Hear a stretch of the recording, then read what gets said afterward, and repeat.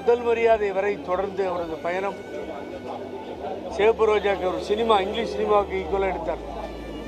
இப்படிப்பட்ட ஒரு மாமனிதர் இப்பொழுது நம்மிடத்தில் இல்லை. ஒரு பேரிழப்பு, இழப்பல்ல பேரிழப்பு.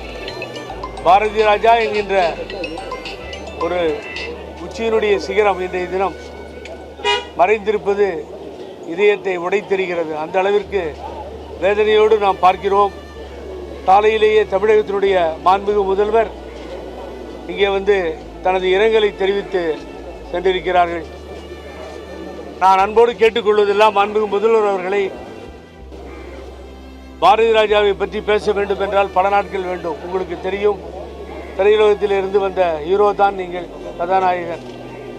ஆகவே அவருக்கு ஒரு நினைவாக ஒரு சிலையையும் நினைவு மண்டபத்தையும் பத்மஸ்ரீ பாரதி ராஜாவிற்கு இந்த அரசு அமைத்து தர வேண்டும். அவருடைய புகழ் என்றும் ஓங்கி நிற்கும், மறைவே மறையாது. அரசு அதற்குரிய ஆணையை பிறப்பித்து அவர்களை கௌரவித்து ஒரு சிலையையும் ஒரு மண்டபத்தையும் கட்டி அவர்கள் இயக்கிய சினிமாவை கொஞ்சம் சினிமாக்களை பார்ப்பது போல அந்த மண்டபத்திலே ஏற்பாடு செய்வீர்களேயானால் நாம் இந்த மண் வாசனை, தமிழகத்தினுடைய குக்கிராமங்களிலே என்ன நடக்கிறது என்கின்ற நடப்புகளை எல்லாம் கொண்டு வந்த காட்சிகளை காண முடியும். ஆகவே முதல்வரை வேண்டி கேட்டுக்கொள்கின்றேன், அவருக்கு ஒரு நினைவு மண்டபமும் சிலையும் அமைத்து தர வேண்டும் என்று கேட்டுக்கொள்கின்றேன்.